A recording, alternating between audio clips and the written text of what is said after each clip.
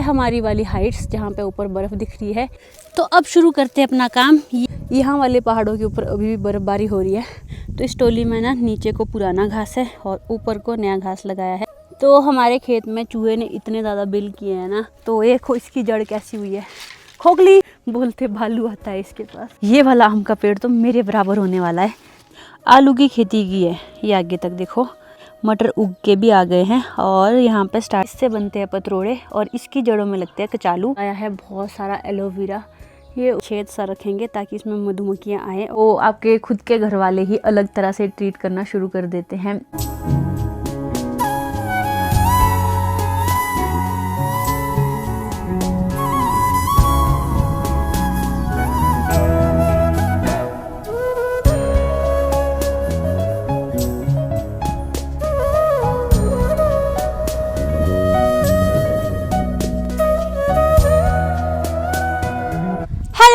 स्वागत है आप सभी का फिर से एक और नए व्लॉग में। और आज के व्लॉग की शुरुआत हो रही है दिन के 12:30 के बाद।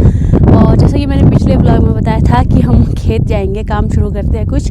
तो मैं और मम्मी अभी खेत ही आए हैं, उसी खेत में आए हैं जिसमें पिछले कल आए थे। और सुबह से ही मौसम कुछ इस तरह से गुमसुम सा है, कभी बादल आ रहे हैं, कभी धूप लग रही है। अभी भी चारों ओर बादल आ चुके हैं और जैसे ही बारिश आई ना, सारे लोग अब अपने खेतों में काम करने निकल गए। यहाँ देखो नीचे भी खेतों में वैसा ही जो खराब घास है उसको उखाड़ रहे हैं। और उधर भैया स्प्रे कर रहे हैं। तो एक बारिश की ज़रूरत थी सिर्फ और सारे लोग खेतों में आ चुके हैं अपने काम करने। और अभी तक भी ऊपर हाइट में बर्फ़बारी है। एक ही दिन में इतनी सारी बर्फ़बारी हुई कि मतलब जैसे कई बार ऐसा होता था कि बर्फ़बारी आएगी, थोड़ी सी बर्फ़बारी आई है, पिघल गई और हो गया। लेकिन एक ही दिन में इतनी बर्फ़बारी आई है, अभी तक ऊपर चोटियों पर सारी जगह बर्फ़बारी है। तो ये है हमारी वाली हाइट्स जहाँ पे ऊपर बर्फ़ दिख रही है। और ये देखो साथ में ही सामने के पहाड़ भी बर्फ़ से भर चुके हैं और कहीं कहीं पे तो अभी भी बर्फ़बारी हो रही है। यहाँ वाले पहाड़ों के ऊपर अभी भी बर्फ़बारी हो रही है। और जो हमारे घर के सामने से पहाड़ियाँ दिखती हैं वहाँ भी ऊपर अभी तक बर्फ़बारी नज़र आ रही है। धीरे धीरे अगर धूप लगेगी तो ये बर्फ़ भी पिघल जाएगी। और मैं अभी आई हूँ इस धार के ऊपर, यहाँ से हमारा गांव अच्छे से दिखता है और ये धार बिल्कुल हमारे खेत के साथ ही है, तभी मैं यहाँ आई हूँ। और सामने हमारे गांव का नज़ारा कुछ इस तरह का है, बहुत ही सुंदर लग रहा है।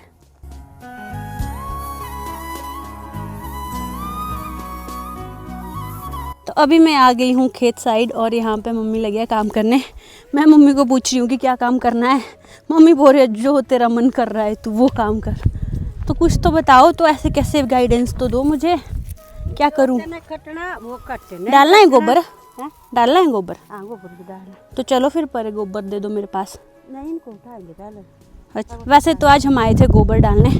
मैंने आपको पिछले ब्लॉग में दिखाया था कि हर साल थोड़ा थोड़ा गोबर खेत लेके आते हैं और वो गोबर अभी हम डालते हैं पेड़ों के पास। और सर्दियों में ही ना पेड़ों की केयर की जाती है अच्छे से।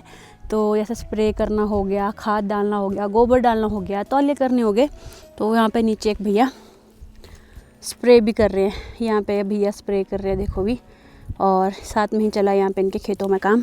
तो फिलहाल पहले हम गोबर नहीं डालेंगे, हम करेंगे इस वाले खरपतवार को उखाड़ने का काम। जो हरा हरा दिख रहा है ये खरपतवार है, इसको गाय भी नहीं खाती है। तो इसको उखाड़ते हैं और उसके बाद देखते हैं नेक्स्ट काम। तो अब शुरू करते हैं अपना काम, ये वाला खरपतवार उखाड़ने का। इसको जड़ से निकालना पड़ेगा ताकि ये ज़्यादा ना लगे, पर ये उगता ही है फिर भी हर साल इसको निकालते हैं फिर भी उगी जाता है, कुछ ना कुछ बीज रह ही जाता है, कहीं से भी आ जाता है हवा के साथ उड़ के।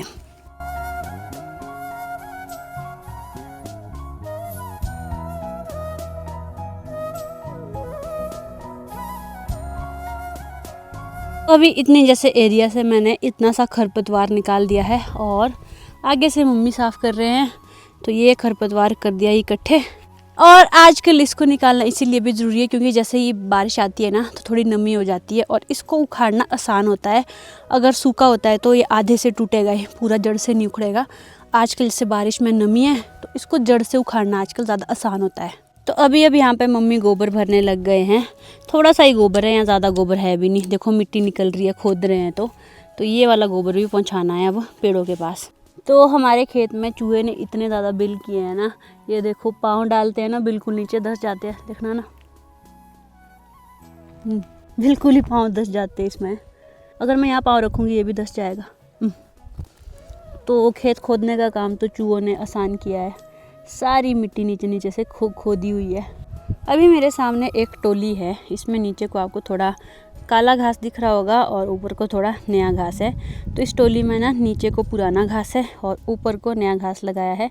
नया घास अभी देखने को ऐसा लगता है बिल्कुल कि अभी ताज़ा है, और जो पुराना हो जाता है टोली में घास वो थोड़ा काला पड़ने लग जाता है। और इसका ये रीज़न भी है कि बारिश की वजह से ये घास थोड़ा ऐसा हो जाता है। अंदर का घास जो है वो बिल्कुल सेफ़ रहता है, गाय को खिलाने लायक। इस तरह से टोली में घास स्टोर किया जाता है यहाँ। और आज ना राहुल हमारे साथ खेत नहीं आया, बोलता मैं घर में रहूँगा, मैं घर के काम करूँगा, जैसे गाय को पानी देना वगैरह वगैरह। तो अभी दिन के 3 बजने वाले हैं और हम लोग भी अब घर जाने वाले हैं, क्योंकि आज मुझे घर जाके नहाना है अभी और कपड़े भी धोने हैं। तो घर की ओर भी चलते हैं। हम लोग चल पड़े हैं घर। और ये देखो एक पेड़ कैसा सूखा है जो मम्मी लेके आ रहे हैं, इसको भी घर ले जाना पड़ेगा। पूरा ही नीचे से जड़ से सूखा है। तो अब ये पेड़ ले जाऊंगी मैं घर। इतनी मेहनत से हम ये पेड़ लगाते हैं और सूखा लग जाता है और ये सूख जाते हैं, या फिर चूहे लग जाते हैं या कीड़े लग जाते हैं, बोरर्स लग जाते हैं रूट्स में। तो ये इसकी जड़ कैसी हुई है, खोखली। और अब इसको लेके चलते हैं घर। अब इसका कोई काम नहीं है, इसने शायद फसल भी नहीं दी होगी, एक फसल भी नहीं दी होगी। अब इसका काम है सिर्फ सर्दियों में लकड़ियाँ सेकने के लिए इसका काम आएगा, बाकी इस पेड़ का कोई काम नहीं। यहाँ पे ना बहुत ज़्यादा सूखा लगता है, तो बहुत सारे पेड़ तो ऐसे ही सूख जाते हैं। और लो हाइट भी है तो सेब के लिए इतनी सूटेबल नहीं है यहाँ की जगह। पर चलो क्या करें, फिर भी अपनी ओर से लोग मेहनत करते रहते हैं, पेड़ लगाते रहते हैं, गड्ढे करते रहते हैं हर साल, और हर साल पेड़ लगाते हैं। और यहाँ से दिख रहा है अब हमारा गांव। ये है मेरा प्यारा गांव। और चलते हैं अब नीचे। हमारा घर तो नहीं दिख रहा है, पर कुछ इस तरह का गांव है। और सर्दियों का तो यही होता है कि खेत से घर जाओ तो अपने लिए थोड़ी लकड़ियाँ लेके जाओ, जलाने के काम आती है। घर जाते वाली रास्ते में मुझे यहाँ पे एक इंटरेस्टिंग चीज़ देखी। ये देखो मधुमक्खियों के लिए कितना छोटा सा डब्बा बनाया है, ताकि मधुमक्खियाँ इसमें आके रह सके और इसमें शहद भी बन सकता है। पर इसमें ना मधुमक्खियाँ हैं नहीं। बनाया तो है डब्बा अपनी ओर से कि ताकि इसमें मधुमक्खियाँ आए। छेद भी छोड़ा है, हाँ नीचे से छोड़ा है छेद, पर आई नहीं वो इसमें, लेकिन हमारे घर में नीचे आई है। और यहाँ पे खतरा मम्मी ये भी बोल रहे हैं कि ये नहीं रखनी पड़ती बोलते भालू आता है इसके पास। आपके घर के पास आया भालू? यहाँ नहीं आया, ऊपर आया ना। जो हमारी डोगरी है ना ऊपर नागाधार में, वहाँ पे हमारे पास 2 वो हैं मधुमक्खियों के बक्से, मतलब 2 खमेटी बोलते हैं हम जिसमें मधुमक्खियाँ रहती हैं। 2 खमेटी थी, वहाँ बोलते भालू आया था, उसने वो फाड़ी है। अब हम गए तो है नहीं तब से देखने, अब राहुल जाएगा तब पता चलेगा क्या हाल है वहाँ पे हमारे घर के। पहले के समय में ना जब भी कोई घर बनता था उसके साथ वो मधुमक्खियों के लिए भी एक अलग से जगह बनाते थे। यहाँ पे एक पुराना घर है जिसमें अब कोई भी नहीं रहते हैं, लेकिन ये देखो इसके साथ भी मधुमक्खियों के लिए ये कमेटी बना के रखी थी।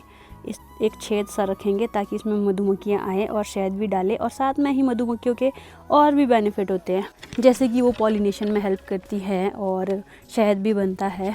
तो सारे अपने घर के साथ एक ये वाला स्पेस भी बना के रखते थे। नए घरों में तो अब कोई भी नहीं बनाते हैं, लेकिन जो पुराने लकड़ी के घर होते थे मैक्सिमम घरों में आपको पहाड़ों में ये देखने को मिलेगा। मेरे ससुराल में भी हमारी जहाँ पे गाय का खूड़ है ना, गोएन बोलते हैं उस साइड पे, तो वहाँ पर भी है मधुमक्खियों के लिए। और कुछ दिन पहले हमने उससे शहद भी निकाला था। तो ऐसी भी पहाड़ों में एक चीज़ पहले होती थी, अब तो बहुत कम। जैसे नए घर बनेंगे तो कोई भी नहीं चाहेगा कि मधुमक्खियाँ साथ में हो, काटने का डर भी रहता है। पर अब हम पहुँच चुके हैं घर आके अब नहाएंगे। वैसे तो मैं सोच रही थी सुबह सुबह नहा लूँगी, लेकिन फिर मम्मी ने बोला था कि खेत जाना है, फिर मैंने सोचा खेत से आके अब नहाएंगे बढ़िया और फ्रेश हो जाएंगे। तो घर आके मैं नहाई, फिर मैंने लंच किया, फिर कपड़े धोए और अभी नहा धो के फ्रेश हो गई हूँ। और अभी मेरे पास कुछ करने को नहीं है क्योंकि राहुल तो गया है खेलने। अब देखती हूँ तब तक क्या होता है। और फिलहाल के लिए भी मौसम ऐसा है, ऐसे हल्के हल्के बादल लाइन में बने हैं, वो जा रहे हैं। शाम के टाइम अभी मौसम कुछ इस तरह का हुआ है, बादल देखो किस तरह का पैटर्न बना के इधर उधर जा रहे हैं। और शाम का नज़ारा गांव का कुछ इस तरह का है। तो फिलहाल मैं तो सोच रही हूँ कि किचन गार्डन की ओर चलते हैं और देखते हैं कि इस बार इन्होंने कौन कौन सी सब्जियाँ उगाई हैं मेरे मायके वालों ने, और चलिए शुरू करते हैं किचन गार्डन का टूर। सबसे पहले तो इस बार हमारे यहाँ पे बहुत सारे खट्टे लगे हैं, ये देखो कितने सारे हैं। इसका मुरब्बा बनता है बड़ा अच्छा, इसको भी बनाएंगे किसी दिन। और बहुत सारे तो इससे निकाल भी। तो अभी मैं आ गई हूँ अपने किचन गार्डन की ओर। और वैसे तो इसमें हर वक्त कोई ना कोई सब्ज़ी लगी रहती है। और कुछ टाइम पहले ही यहाँ से मिर्चियाँ निकाल दी थी। मेरी शादी के टाइम यहाँ पे बहुत सारी मिर्चियाँ लगी थी और मिर्ची का अचार भी बना दिया है। स्टार्टिंग करते हैं इधर से, देखते हैं क्या क्या है। तो सबसे पहले यहाँ पे है एक अनार का पेड़ जो कि बिल्कुल रूखा सूखा लग रहा है। इसमें अभी जल्दी ही पत्तियाँ आएंगी और कटिंग तो इसकी भी हो गई है। और इसी के साथ है ये वाला पेड़, जापानी फल का पेड़, ये भी रूखा सूखा ही लग रहा है, इसमें भी जल्दी पत्तियाँ आएंगी। और यहाँ पे हम गोबर इकट्ठा करके रखते हैं और जो सड़ा हुआ गोबर है वो खेत तक पहुँचा दिया है।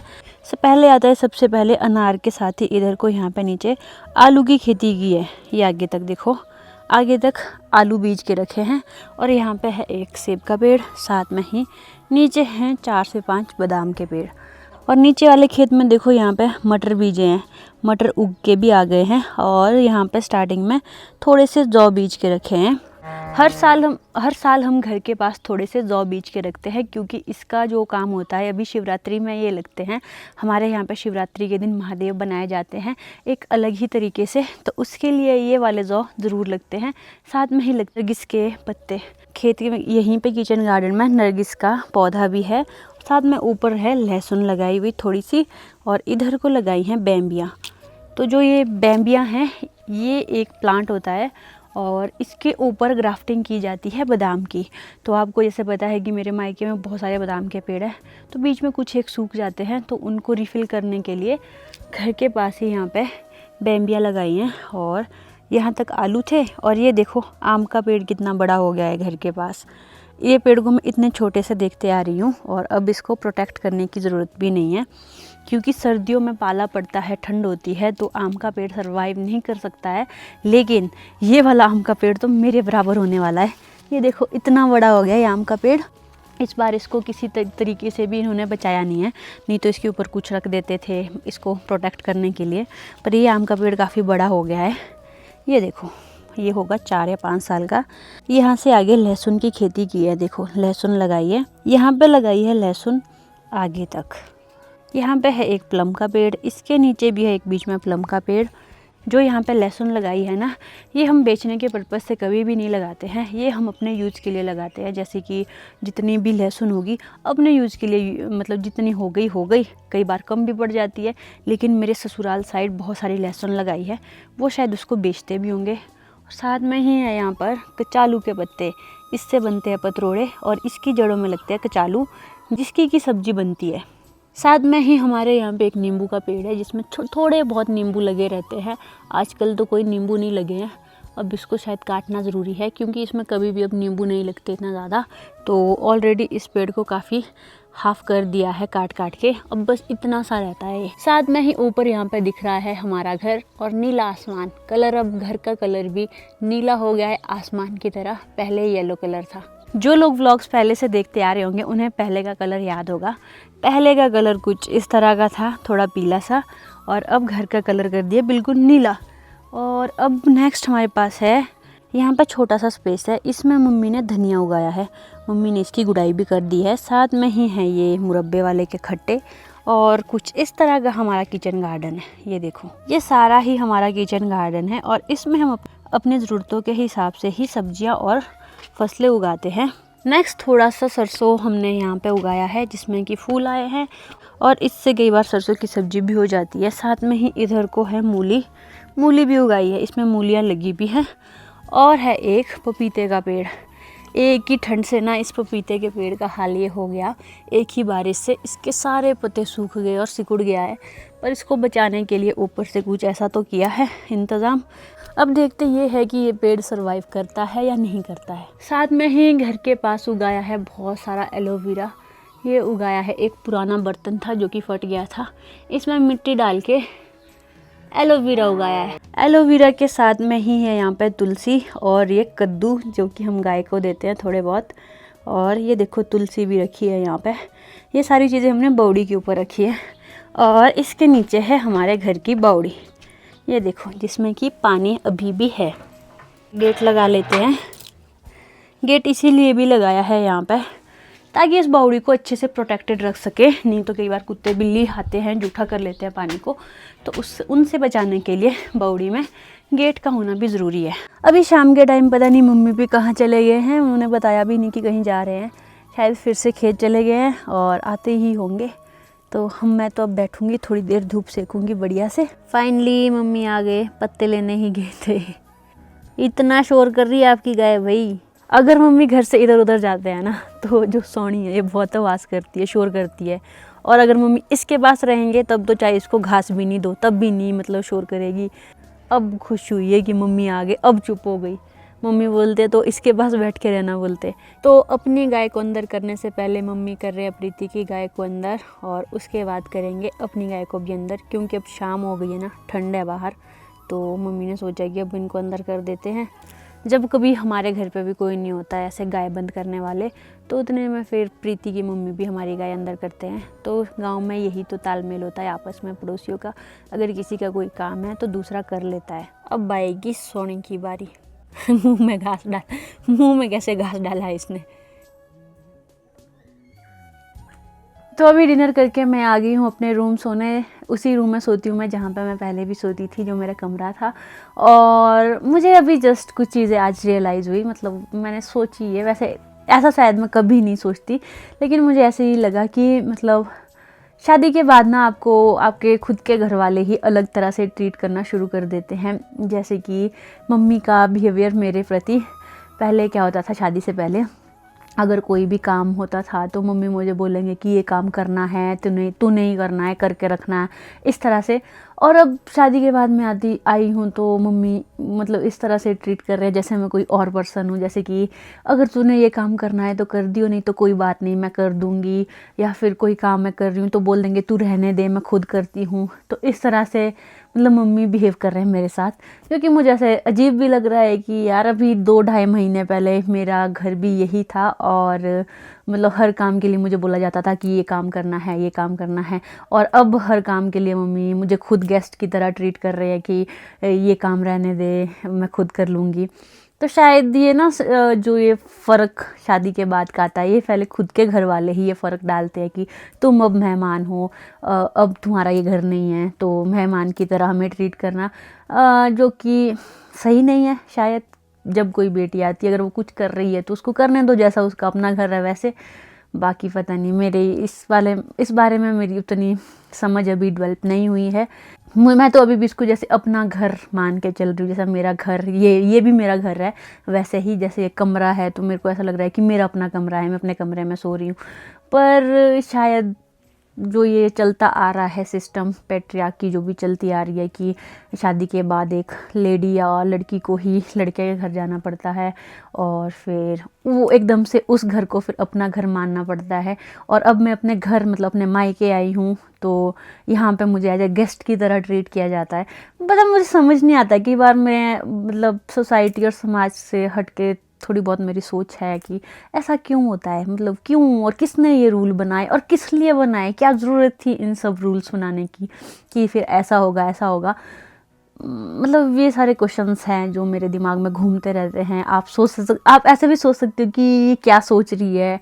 वैसे तो ये वाला क्वेश्चन हर लड़की के मन में आया होगा जब उसने पहले कभी अपना घर छोड़ा होगा। तो पर क्या ये मतलब ज़रूरी है कि ऐसा ही आगे तक चलना चाहिए?